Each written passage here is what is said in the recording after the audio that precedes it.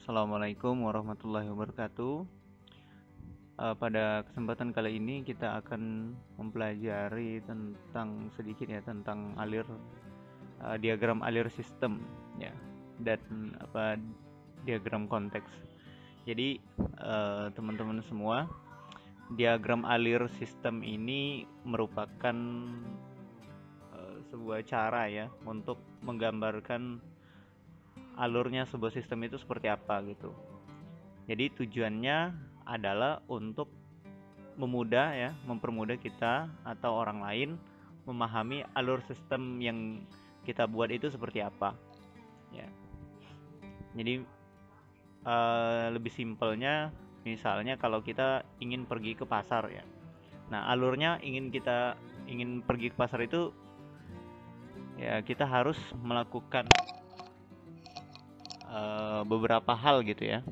Jadi yang pertama ya kita misalnya naik motor gitu ya, mempersiapkan motor, kemudian pergi melewati jalan A, B, C, dan D, kemudian barulah sampai ke pasar. Nah itu contoh ya, contoh sebuah alur ya, alur langkah-langkah ingin kita pergi ke pasar. Nah begitupun di dalam diagram alir sistem ini ya hampir mirip-mirip ya. Nah, namun sebelum kita menjelaskan diagram konteks ini, kita akan melihat dulu ini ada simbol-simbol ya yang digunakan untuk diagram alir. Ya. Jadi sebetulnya ada dua pendapat ya. Yang pertama menurut Jordan dan DeMarco itu yang ini kita perbesar ya. Nah, menurut Jordan dan DeMarco, simbol yang pertama itu adalah simbol seperti ini atau yang disebut dengan entitas ya atau terminator. Nah, ini. Kemudian yang kedua adalah proses ya. Yang ketiga data store seperti ini simbolnya, dan yang keempat itu alur data. Ya. Kemudian kalau menurut Gene dan Serson itu kalau terminator entitasnya itu seperti ini ya. Kemudian kalau prosesnya seperti ini gambarnya, data store-nya seperti ini, dan alur datanya kayak gini. Sama ya. Jadi yang membedakan itu adalah proses dengan data store. Apa sih yang dimaksud dengan simbol-simbol ini? Jadi ada artinya ya. Kita perbesar lagi. Jadi kalau yang dimaksud dengan proses itu adalah merupakan suatu kegiatan untuk mencapai suatu, atau yang juga bisa disebutkan merupakan ya sistem dari sebuah bisnis itu ya. Jadi proses ini ya. Kemudian yang kedua itu adalah entitas. Nah entitas itu adalah yang entitas ini ya. Jadi yang memiliki hubungan dengan proses ya, dengan sistem. Nah itu yang disebut dengan entitas. Dan yang selanjutnya itu adalah data store. Nah data store ini artinya storage data ya, tempat penyimpanan data. Nah ini bisa berupa dokumen ya, atau surat-surat ya, atau data store absensi ya. Nah itu disimpan di data store. Kemudian yang terakhir adalah alur data. Nah ini yang menghubungkan ya, menghubungkan ketiga-tiga ini ya. Menghubungkan misalnya entitas ya, terminator ini dengan proses, atau proses dengan terminator, atau data store ya dengan proses atau dengan entitas. Ini gunanya adalah untuk menghubungkan antara satu dengan yang lainnya. Ya. Jadi pendapatnya ini ada dua tadi ya, menurut Jordan dan DeMarco, kemudian menurut Gen dan Serson. Jadi yang lebih sering digunakan itu yang mana? Ya, di tempat kita yang lebih sering digunakan itu adalah yang ini ya. Pertama, menurut Jordan dan DeMarco. Ya. Nah, maka lanjut ya. Oke. Sekarang kita akan menjelaskan tentang diagram alir sistem ya. Jadi diagram konteks. Nah, di sini adalah contoh-contoh yang kita punya. Jadi di sini ada sistem yang bernama sistem pengarsipan surat masuk dan surat keluar. Dan di sini sistem ini memiliki dua entitas ya, dua hubungan. Yang pertama itu hubungannya dengan staf humas dan yang kedua dengan kabak humas. Kita bahas yang pertama dengan staf humas. Jadi staf humas ini memiliki kewenangan yaitu menginputkan data ke dalam sistem ya. Itu data staf, data S masuk, kemudian data S keluar. Diinputkan ke dalam sistem. Kemudian staf humas ini juga bisa dia mendapatkan dari sistem ini adalah ID staff ya. Itu. Nah, ini yang staf humas. Kemudian kita ke kabak humas. Ya. Jadi kabak humas ini dia bisa menerima rekapan laporan ya, yang data yang diolah dari staf humas ini tadi yang diinputkan di sini. Kemudian dia akan menerima laporan dan juga dia akan menerima data-data staff. Ya. Selanjutnya dia juga bisa diberikan kewenangan memberikan ID staff ya, masukkan ke dalam sistem, dan sistem ini dia selain daripada mengalurkan data-data ini, dia juga bisa meneruskan data di sini ya, yaitu memberikan ID staff.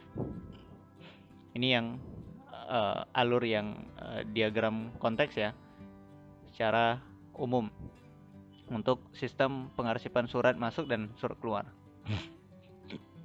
Kemudian selanjutnya kita masuk ke DFD level 0. Di sini lebih kompleks lagi.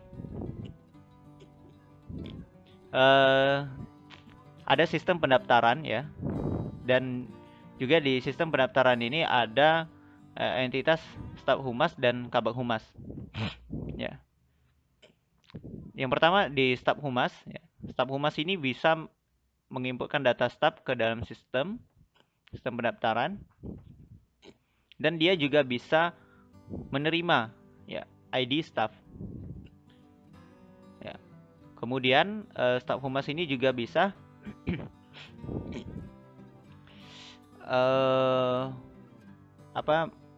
menginputkan ke pengarsipan ya surat data surat masuk ke dalam sistem pengarsipan, dan juga menginputkan data surat keluar ya ke dalam sistem pengarsipan. Ini untuk yang staf humas. Kemudian di pendaftaran ini dia diberikan kewenangan yang pertama memberikan data staf ke kabak humas, dan juga dia bisa menerima ID staff ya dari sistem ini. Ya. Jadi yang data staff ini yang didapat dari staf humas, kemudian diteruskan ke kabak humas, dan ID staff ini yang dari kabak humas diinputkan ke dalam sistem, kemudian sistem meneruskan kepada staf humas. Kemudian dari sistem pendaftaran ini juga bisa menginputkan ke storage staff, seperti itu ya. Nah, selanjutnya itu kita masuk ke sistem pengarsipan. Nah, di sistem pengarsipan ini dia diberikan kewenangan ya menerima data data surat masuk dan menerima data surat keluar dalam sistem. Kemudian meneruskan ya, diberikan tugas ya, sistem pengarsipan ini meneruskan yang data yang sudah diinputkan itu tadi dari staf humas ke surat masuk ya. Kalau misalnya data surat masuk yang diinputkan, maka dia akan diinputkannya di sini surat masuk. Seperti itu. Kemudian selanjutnya data surat keluar maka akan diinputkan ke storage data surat keluar. Itu untuk yang pengarsipan. Kemudian yang selanjutnya laporan ya, sistem laporan. Nah, jadi laporan ini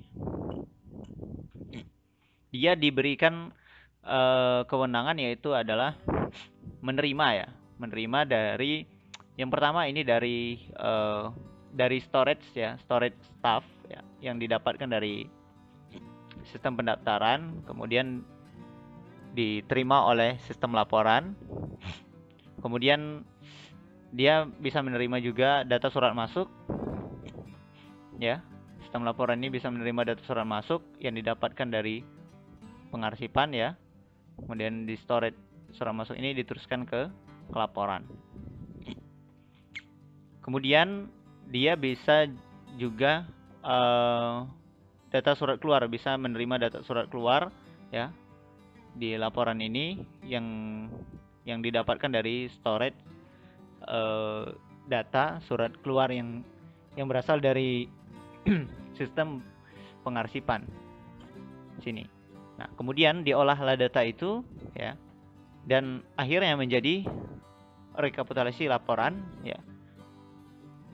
Dan setelah jadi, maka sistem langsung memberikan kepada Kabag Humas. Ya. Jadi lebih kurang alur datanya itu tergambar seperti ini ya. Seperti itu. Ya, ini bisa lebih diinikan lagi ya, didetailkan lagi. Ya. Nah, demikian penjelasan dari saya ya untuk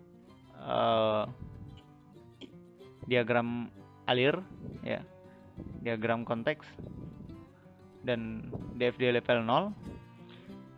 Untuk teman-teman mudah-mudahan bermanfaat ya. Kalau ada pertanyaan silakan di kolom komentar. Demikian, lebih dan kurang mohon maaf. Assalamualaikum warahmatullahi wabarakatuh.